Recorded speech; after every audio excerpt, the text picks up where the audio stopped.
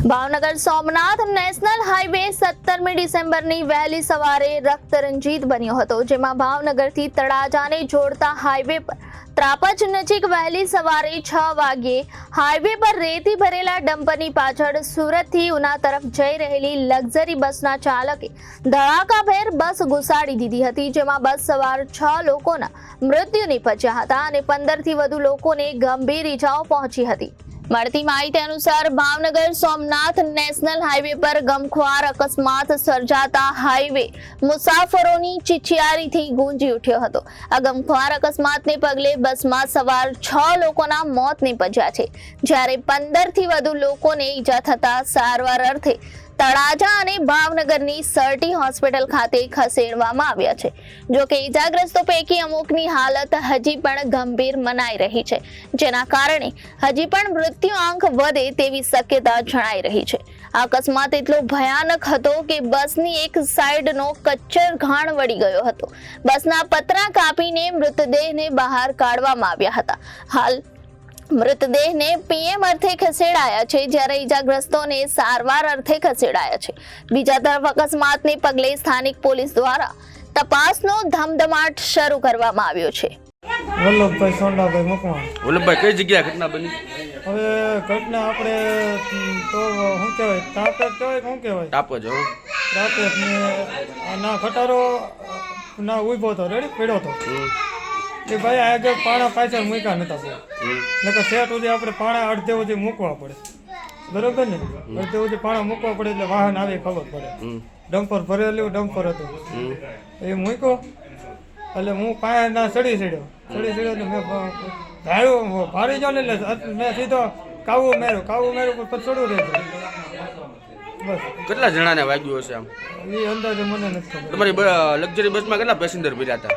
Passenger તો ઘણા હતા, અંદાજિત કેટલા હશે? આખી ક્યાં હતી ગાડી, ખોટું થાય ક્યાંથી ક્યાં આવતા હતા?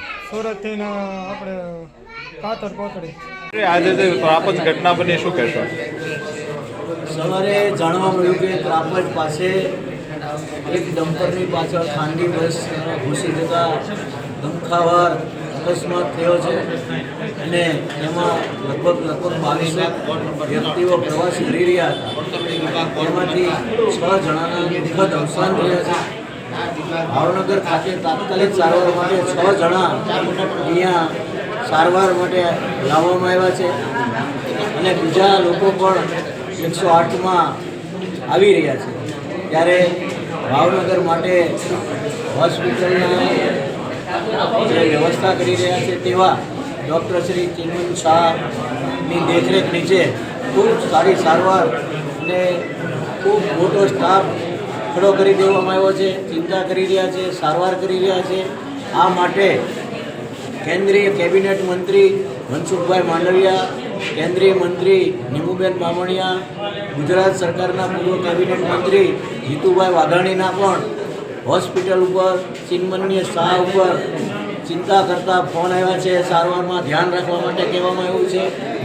આ માટે અમે અહીંયા આવ્યા છીએ અને મારી સાથે સ્ટેન્ડિંગ કમિટીના ચેરમેન રાજુભાઈ રાબડિયા, મારા સાથી નગરસેવકશ્રીઓ, શહેર સંગઠનના પદાધિકારીશ્રીઓ અને ખાસ એ પણ કહેવાનું વિરોધ પક્ષમાંથી પણ પ્રકાશભાઈ વાઘાણી અહીંયા આવ્યા છે, સારવાર કરાવી રહ્યા છે, ચિંતા કરી રહ્યા છે। MD Govani, RSC Bhavnagar.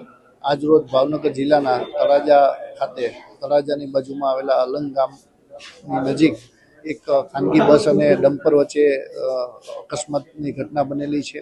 આ અકસ્માતમાં કુલ 22 લોકો છે એ ઈજાગ્રસ્ત થયેલા હતા, જેમને સૌપ્રથમ CHC તળાજા, સદવિચાર હોસ્પિટલ તળાજા અને નીલકંઠ હોસ્પિટલ ખાતે દાખલ કરવામાં આવ્યા છે।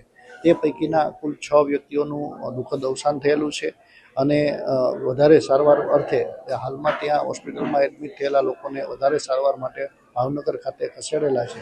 હાલ વહીવટીતંત્ર આ ઈજાગ્રસ્ત તમામ લોકોને ઝડપી અને યોગ્ય સારવાર મળે તે માટે પ્રયત્નો કરી રહ્યું છે। ભાવનગર જિલ્લામાં ત્રાપજ પાસે જે ઘટના બની છે ખૂબ દુઃખદ છે।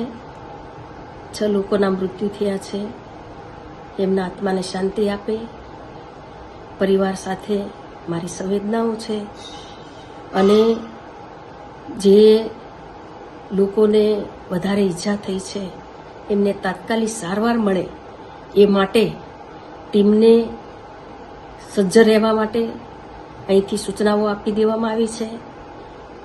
ભાવનગર શહેરની ટીમ, મેયર અને અમારા ધારાસભ્યો સ્થળ પાસે પહોંચી ગયા છે અને તાત્કાલિક સારવાર મળે એ પ્રકારે આખી ડૉક્ટરોની ટીમ અને બાકીના લોકોને પણ સજ્જ રહેવા સૂચનાઓ આપી છે. Reporter Firoz Malik, ABC news, Bhavnagar.